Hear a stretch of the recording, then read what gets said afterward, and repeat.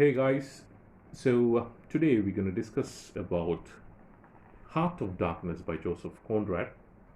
What are the features, what are the special elements that are featured in this work? As you know, this Heart of Darkness is not a novel or a short story. It is a novella. It has less pages and words than there are novels, and it's a bit lengthier than a short story as well. So, in the literary device called novella, we can say that Heart of Darkness is, of course, it is a control novella with a classic status. It actually depicts, or it actually brings out the different aspects of colonialism as well as post-colonialism. The kind of, it's describing a story of late 19th century about the imperialistic and the colonialistic process. It can be viewed in two different, two extremely different angles. One on a positive note, wherein you can find a white man describing the severity of colonial impact in Africa, and at the same time we can see that a white man describing or bringing out his own kind of egoism, centralized egoism, egoistic approaches when he tries to portray the different characters within the novella. It focuses on the search of the central character named Kurtz. So basically, this novella, Heart of Darkness by Joseph Conrad, is in fact, or it can be considered as a semi-autobiographical tale, wherein you can find the experiences of Joseph Conrad himself. It is a portrayal of a story within a story, in fact, wherein this tarnishes not only the lands and peoples it exploits, but also those in the West who advance it. The impact of imperialism, the impact of colonialism. Although garnering an initially lackluster reception, Conrad's Heart of Darkness has gone on to become one of the most widely analyzed works, especially with the focus on the positive aspects of colonialism as well as the negative impact of colonialism. It is, in fact, a representation of colonized people and its dismissive treatment of women as well. So it can be approached, the Heart of Darkness can be approached in using different genres, using different literary devices, wherein you can analyze the Heart of Darkness on the basis of post-colonial application and implications of colonialism, and at the same time it can be analyzed on the basis of a modernist masterpiece, along with its aspects of its treatment of women within the work. So feminist aspect is also being put forward by Joseph Conrad here. As mentioned before, it tells a story within a story, It begins with a group of passengers aboard a boat named the Nelly, a cruising yacht. It floats on the River Thames in England.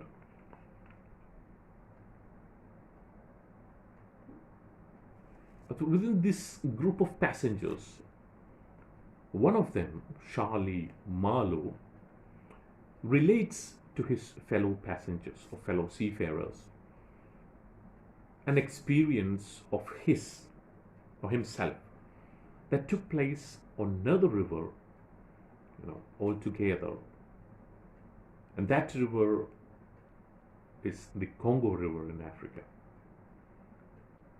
So this experience shared by Charlie Marlow can be considered as the autobiographical element within this story, within this novella. So Marlow's story begins in what he calls the sepulchral city somewhere in Europe. It begins from Europe. There, the company that is mentioned here is, of course, the British company, the imperialistic, the colonial company. It's an unnamed organization running a colonial enterprise in the Belgian Congo. Appoints him captain of a river steamer. This guy's been appointed as the captain of a river steamer, a steamboat. He sets out for Africa, optimistic of what he will find. So later in the narration, we can see that his expectations are quickly soured. So from the moment he arrives in Africa, in Belgian Congo, he is exposed to the evil impacts of imperialism. The witnessing of the violence, the extreme amount of violence it inflicts upon the African people, it exploits. So here you can see and it is an open heart surgery of the impacts, the bad impacts, the negative impacts of colonialism. So while he proceeds, he begins to hear tell of a man named Kurtz. Kurtz is a colonial agent who is supposedly unmatched in his ability to procure ivory from the continent's interior part. So according to rumor, Kurtz has fallen ill and perhaps mad as well, eccentric. He is gone wild, mad, eccentric as well, thereby, jeopardizing the company's entire venture in the Congo. So the company is basically in search of ivory. And since this guy, Kurtz, has fallen ill and gone mad or eccentric, they were not able to, go deeply into the venture of procuring what you can call ivory, and that's to be exported, brought back to Europe.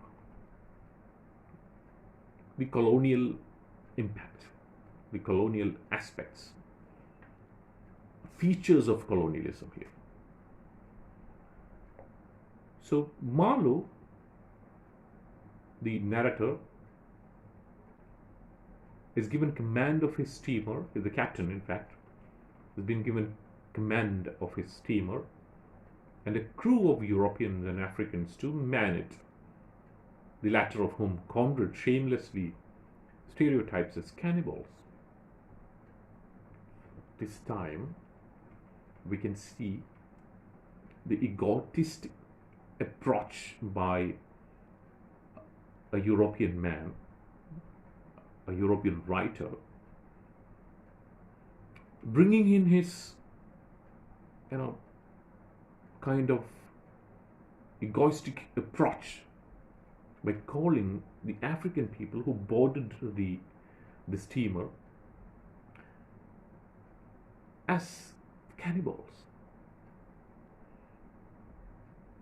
So Conrad is the kind of literary criticism that we receive after reading this part of this novella is that Conrad shamelessly stereotypes the African people who boarded the steamer as cannibals. So people who eat, or people who live on human flesh. The impact of colonialistic mentality has been depicted very clearly in this part of Heart of Darkness, the Heart of Darkness. So as he penetrates deeper into the jungle, so this guy going deep into the jungle, it becomes very clear that his surroundings are impacting him psychologically. So he's going into the depth of the forest, the jungle, into the darkness, into the thick greenery as well as the blackness within the greenery.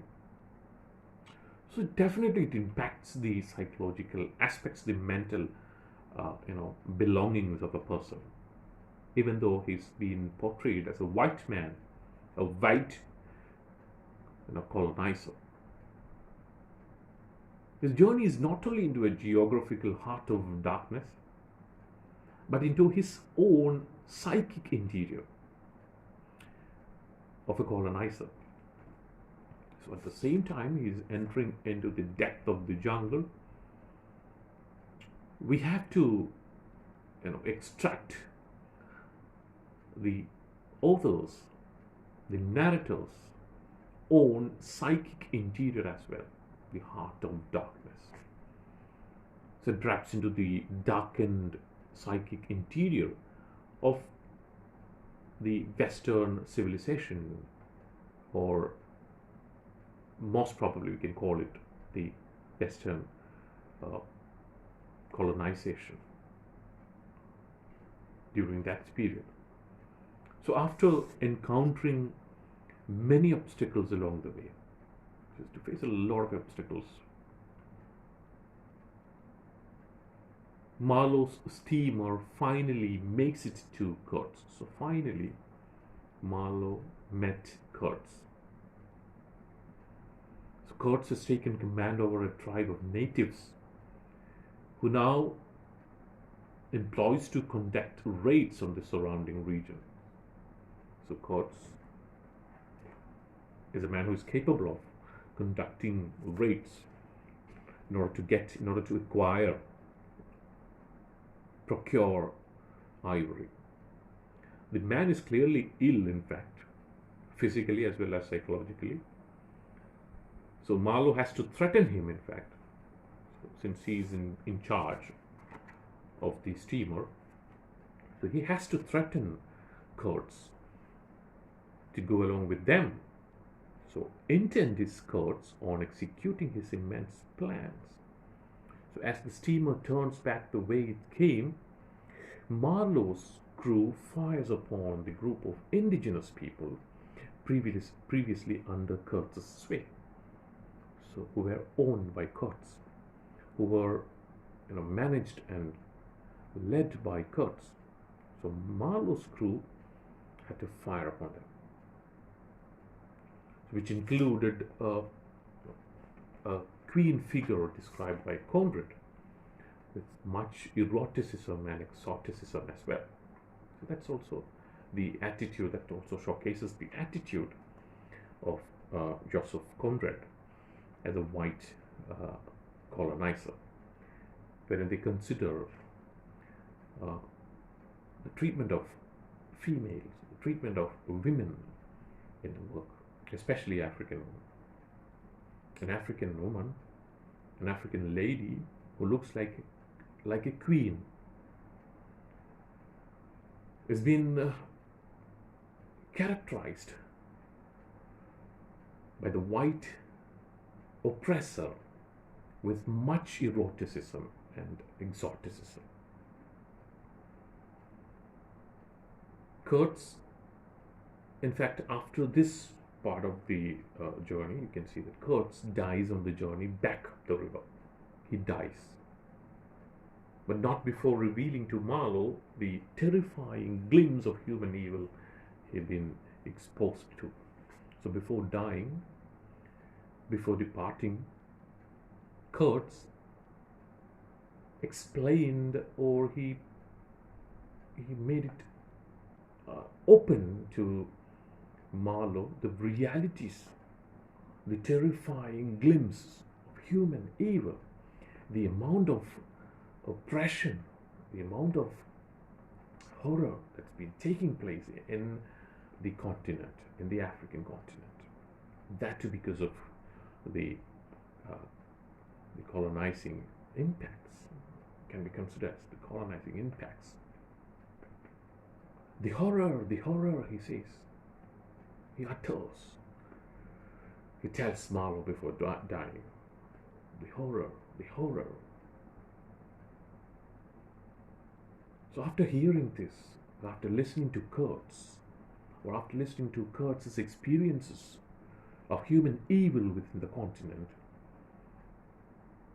Marlow also kind of died. Marlow almost dies as well. But he makes it back to the sepulchral city to recuperate. So there you can see the positive aspects of this work, wherein Joseph Conrad, he very clearly, specifically explains the amount of human evil that's been happening in and around the continent. I would like to bring it back to Europe as well, to take it to Europe, to the sepulchral city, to make it open, to reveal it to the general public as well. So what's happening in Africa? He's disdainful of the petty tribulations of Western civilization that seem to occupy everyone around him. So as he tries to heal himself, he's visited by various characters from Kurtz's former life, the life he led before finding the dark interior of himself in Africa. So, while trying to heal himself, Marlow met a lot of people who were friends of Kurtz before Kurtz became part of the dark interior of himself. A year after his return to Europe, Marlow, or the narrator, I should say Joseph Conrad, pays Kurtz's partner a visit. So back in Europe, he met Kurtz's partner. She's represented as several of Heart of Darkness's female characters are, as naively sheltered from the awfulness of the world, a state that Marlow hopes to preserve. Just to compare and contrast the feministic approach to the gender values that's been preserved within this story. When she asks about Kurtz's final words, as we know that the final words of Kurtz was the horror. However, here in this part, when the partner of Kurtz asks Marlow about the final words of Kurtz, Marlow lies by saying that he asked for you. It is your name, he tells her. The final words was yours, your name. So Marlow's story ends here. The Heart of Darkness itself ends as the narrator, one of Marlow's audience, sees a massive brooding clouds gathering on the horizon. They are still traveling, still within the vessel named the Nelly. So the narrator here, he sees a mass brooding collection of clouds gathering on the horizon, which makes it a bit black, dark. What seems to him to be the heart of an immense darkness. The immense darkness which can be seen as the negative impacts of colonialization. So this work, Heart of Darkness, was published in 1902 for the second time, in fact. It was initially published in 1899, by the way, in the Blackwood's Edinburgh magazine.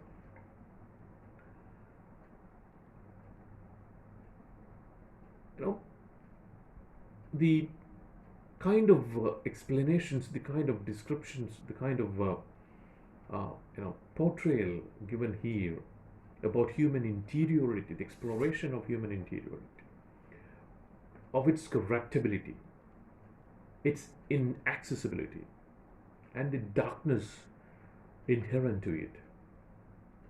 There's something lacking in these kind of analysis. Of course, any kind of examination of the novella, of the novella's message about colonialization, or its use of Africa and its people as an indistinct backdrop, a curtain against which to explore the complexities of the white psyche. If you're familiar with the famous Nigerian author Chinua Achebe, the great author of Things Fall Apart, or No Longer at Ease. He leveled an excoriating critique against Heart of Darkness for the way it dehumanized African people. So when you go into the depth of understanding of this Heart of Darkness, you can also feel it. Where you can see at times there are elements of dehumanization. So as Chinua Achebe says, it's dehumanized the African people. So Achebe's critique opened the doors for further kind of post-colonial analysis of the work. So this is one of the perfect examples of, or one of the perfect works that can be anatomized using your viewpoints, using your thoughts, understandings on post-colonialism. As we've discussed before, it can also be anatomized for feminist readings as well.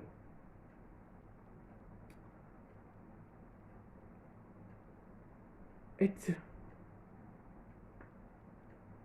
would be useful to examine its elements crucial to the emergence of modernism.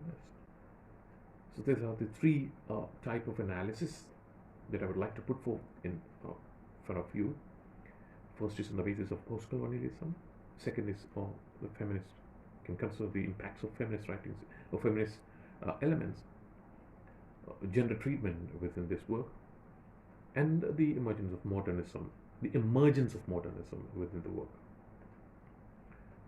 By using, especially the use of multiple narrators within this novel, a story within the story.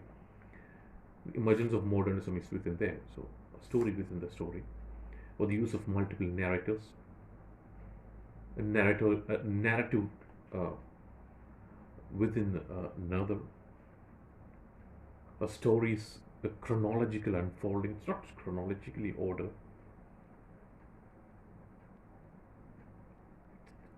It's not that much very clear, and you cannot expect very clear and direct statements within this novella.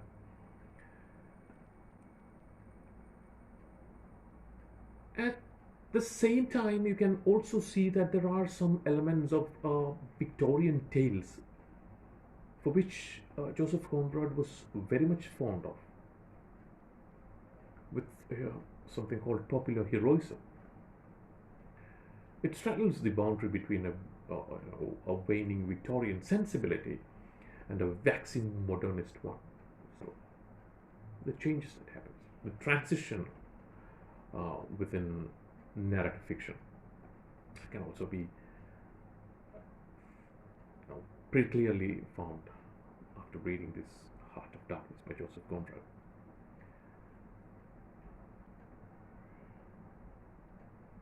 You know, examining Heart of Darkness from a post-colonial perspective has given way to more derisive critiques.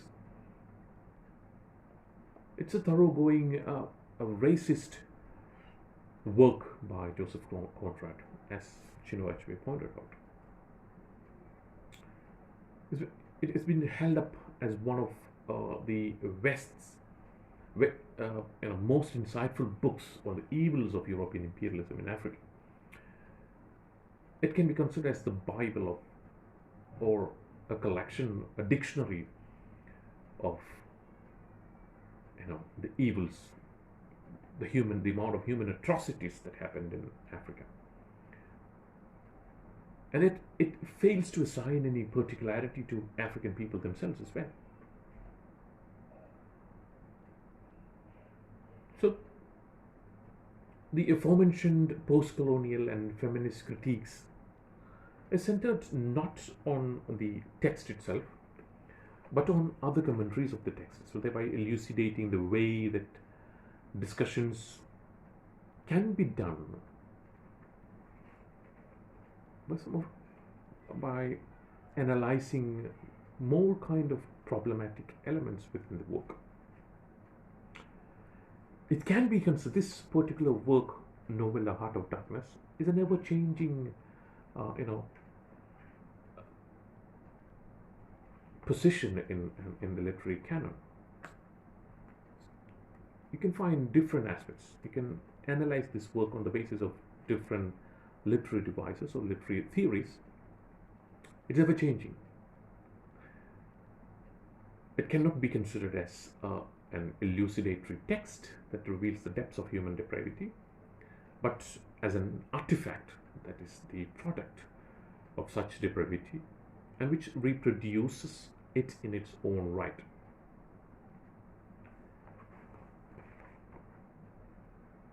It has undergone several adaptations across radio, theatre, television, and motion pictures as well.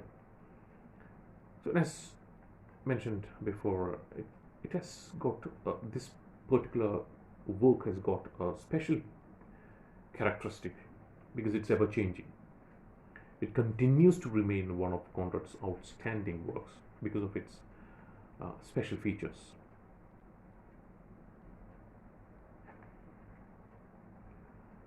That's it. Thank you so much.